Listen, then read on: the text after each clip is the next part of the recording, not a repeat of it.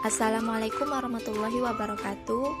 Halo teman-teman. Nah, pada video kali ini saya akan membahas tentang multimedia pembelajaran. Nah, teman-teman sudah tahu tidak apa itu multimedia pembelajaran? Multimedia pembelajaran merupakan media pembelajaran yang menggabungkan beberapa elemen seperti teks, grafik, animasi, audio, maupun video yang tersusun secara sistematis, di mana informasi yang disampaikan melalui elemen-elemen tersebut mengandung pesan pembelajaran. Nah, kemudian apa saja fungsi multimedia pembelajaran? Fungsi multimedia pembelajaran sendiri meliputi yang pertama, mampu memperkuat respon pengguna secepat dan sesering mungkin. Yang kedua, mampu memberikan kesempatan kepada siswa untuk mengontrol laju kecepatan belajarnya sendiri. Dan yang ketiga, memperhatikan bahwa siswa mengikuti suatu urutan yang koheren dan terkendalikan. Dan yang terakhir, mampu memberikan kesempatan adanya partisipasi dari pengguna dalam bentuk respon, baik berupa jawaban, pemilihan, keputusan, percobaan, dan lain-lain. Nah, selanjutnya apa saja sih manfaat multimedia pembelajaran?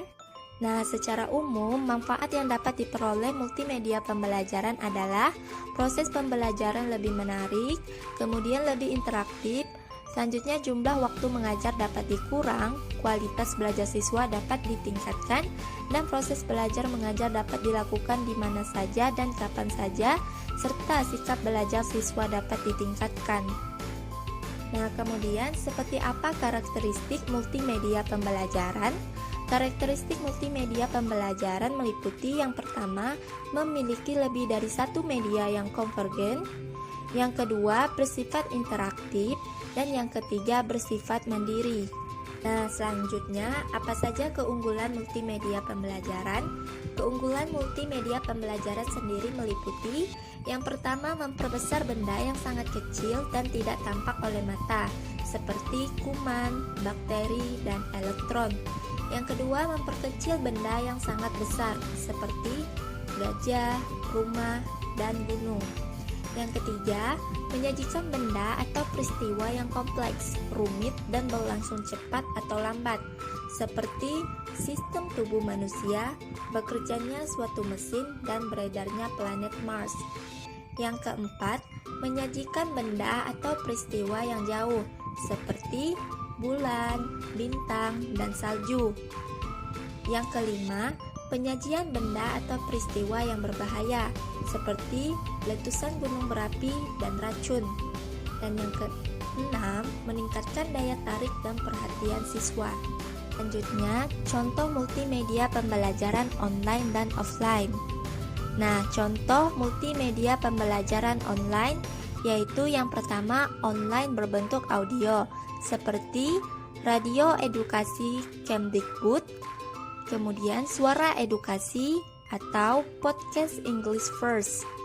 Yang kedua, online berbentuk visual seperti Google Classroom, Microsoft Teams, Google Form, kemudian WordPress, EduBlog atau Blogspot. Yang ketiga, online berbentuk audio visual seperti Zoom, Google Meet, WhatsApp Visit Group atau YouTube. Kemudian, contoh multimedia pembelajaran offline yaitu yang pertama, offline berbentuk audio seperti rekaman cerita, flashdisk, atau gramophone. Yang kedua, offline berbentuk visual seperti aplikasi Rekentest atau Animals for Kids. Yang ketiga, offline berbentuk audio visual yaitu berupa film edukasi untuk anak atau film kartun di televisi.